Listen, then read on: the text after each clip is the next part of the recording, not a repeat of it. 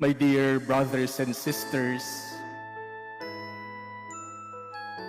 we continue to deepen our reflection and understanding of the Christmas season, of the mystery of Christmas. And in order to understand more deeply the mystery of Christmas, it is not enough to know the story of Christmas. It is not enough to know the events surrounding the birth of Jesus. In order to understand more deeply the Christmas season, we must know the reason for that birth. Why was Jesus born in the first place? What is the reason for God's incarnation in Jesus? And our readings today give us a very clear answer to that question. In our gospel today, Jesus healed a leper. And how did Jesus heal the leper? By stretching out his hand and by touching the leper. Something that is forbidden by the law. Bawal sa mga Hudyo ang humawak o madikit man lang sa isang ketongin. According to Jewish laws, a person who comes in contact with a leper is contaminated by the impurity of the leper. Kaya siguro meron ding physical distancing noong panahon ni Jesus sa mga ketongin. Bawal lumapit ang isang taong magaling sa isang ketongin. At ang mga ketongin bawal lumapit sa mga tao dahil sa oras na magkadikit sila, sa oras na magkaroon ng physical contact, then the person who is well becomes contaminated with the impurity of the leper. But in the story of our gospel today, something astonishing happened. It was not Jesus who was contaminated with the impurity of the leper. It was Jesus who contaminated the leper with his purity. It was not Jesus who became sick because of the leper. It was Jesus who showed the leper, who gave the leper life. And because of this, the leper was healed. My dear brothers and sisters, isn't this the story of Christmas? Christmas is God's way of stretching out his hands and touching our humanity. When Jesus became man, he touched our humanity and he shared our humanity.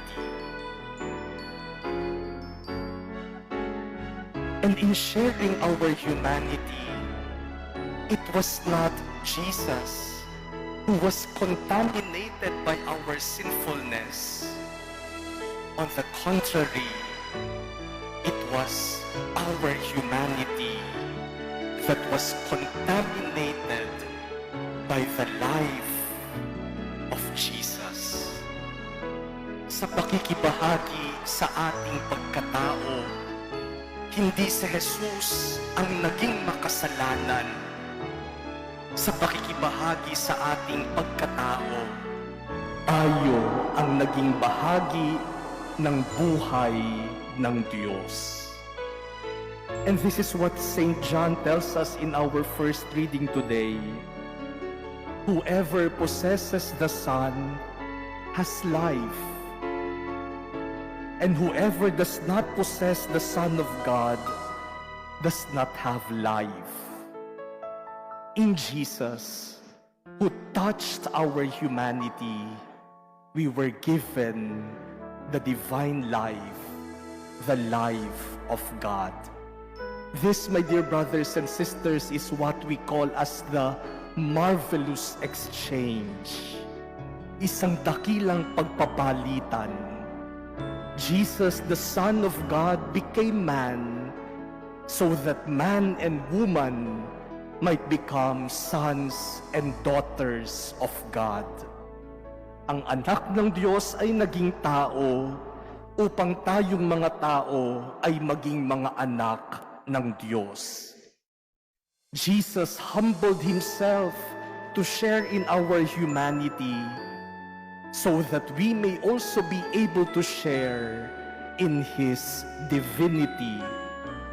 Jesus came down to our level so that he may raise us up to his level. That is the reason for Christmas. Naging tao si Jesus para tayong mga tao ay makabahagi sa buhay ng Diyos. Naging tao si Jesus upang tayong mga tao ay maiangat niya sa Diyos. My dear brothers and sisters, it is not enough to know the story of Christmas. We must also know the reason for Christmas. And what is the reason for Christmas? The reason for Christmas is that we, human beings, may become children of God. And so the story of Christmas tells us what to celebrate. But the reason for Christmas tells us how to live. Ang Pasko hindi lamang ipinagdiriwang. Ang Pasko isinasabuhay. At paano natin isinasabuhay ang Pasko? Kapag tayo'y nabubuhay bilang mga tunay na anak ng Diyos.